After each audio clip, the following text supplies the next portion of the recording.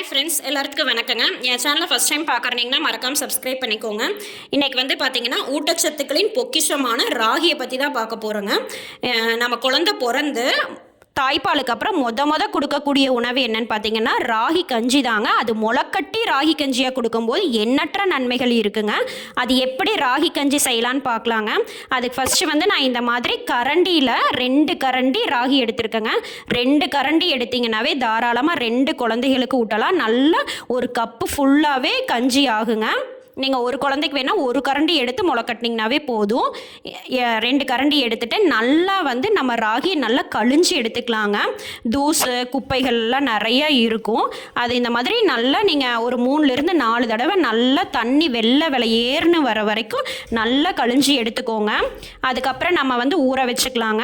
ஊற வைக்கிறதுக்கு பார்த்தீங்கன்னா ஒரு 1/2 டம்ளர்லேருந்து 1 டம்ளர் தண்ணி மட்டும் எடுத்து ஊற வச்சுக்கோங்க. ரொம்ப அதிகமான அது வேஸ்ட்டு தான். கம்மியான தண்ணி எடுத்து ஊற வச்சுக்கோங்க. 8லேருந்து 10 மணி நேரம் கண்டிப்பாக ஊறணுங்க.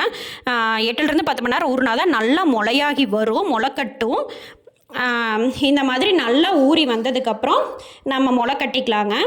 முளை கட்டுறதுக்கு வந்து பார்த்திங்கன்னா நம்ம வீட்டில் காட்டன் கிளாத்தோ இல்லை நீங்கள் ரெகுலராக இட்லி துணியோ அந்த மாதிரி வச்சு நீங்கள் முளை கட்டிக்கலாம். இந்த மாதிரி துணி எடுத்துகிட்டு அந்த நம்ம ஊற வச்ச ராகியை வந்து நல்லா இந்த மாதிரி வடிகட்டி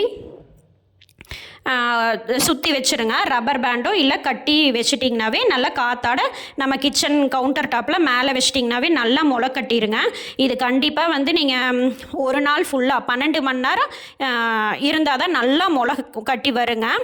இப்போ நீங்கள் காலையில் எந்திரிச்சதே 6 மணிக்கு ஊற வைக்கிறனீங்கன்னா சாயங்காலம் 6 மணினா முளை கட்டலாங்க.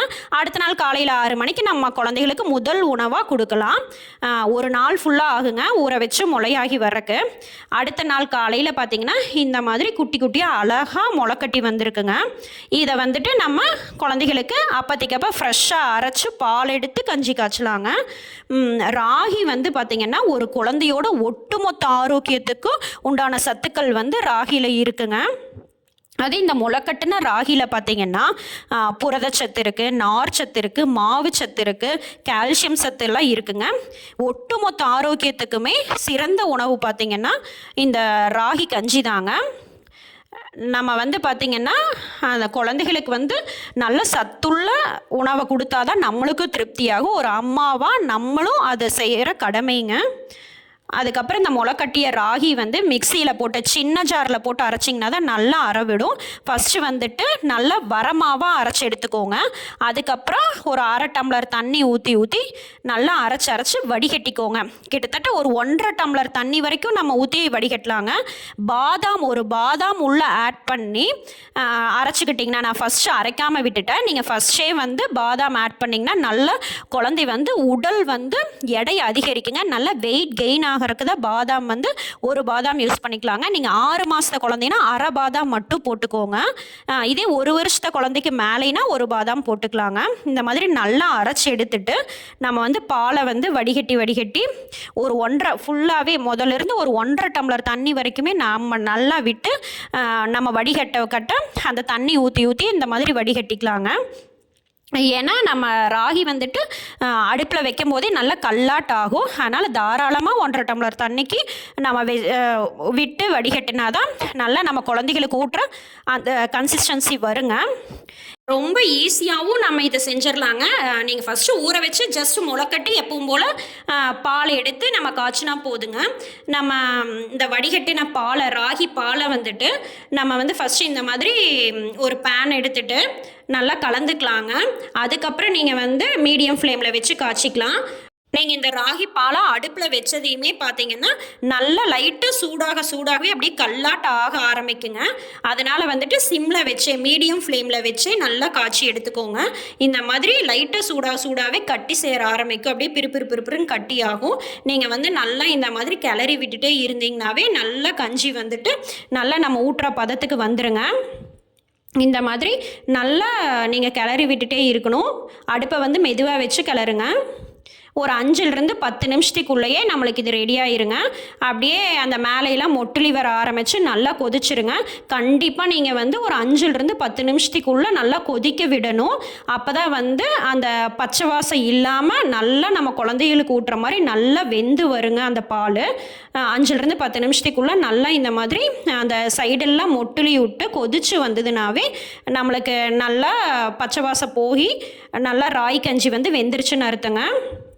இந்த மாதிரி மொட்டுலி வந்ததுக்கப்புறம் நம்ம வந்துட்டு நாட்டு சர்க்கரையோ இல்லை பனங்கற்கண்டோ இல்லை கருப்பட்டியோ வெல்லமோ எது வேணாலும் நீங்கள் வந்து 1 ஸ்பூன் மட்டும் ஆட் பண்ணிக்கோங்க. ஏன்னா வந்து நம்ம சர்க்கரை கம்மியாக ஆட் பண்ணாத குழந்தைகளுக்கு வந்து பல்லு வந்து சொத்தையாகாமல் இருக்குங்க. அதனால் ஃபஸ்ட்டு நம்ம எப்படி இனிப்பு கொடுக்குறோமோ அப்படி தான் குழந்தைங்க பழகும். அதனால் தயவுசெய்து இனிப்பு வந்து கம்மியாக போட்டு ஊட்டுங்க. அதுக்கப்புறம் பார்த்தீங்கன்னா இந்த மாதிரி ஒரு 5 நிமிஷத்தில் நல்லா ஆறிடும். ஆறுனதுக்கப்புறம் பார்த்தீங்கன்னா ஒரு கேக்கு மாதிரி வரும்.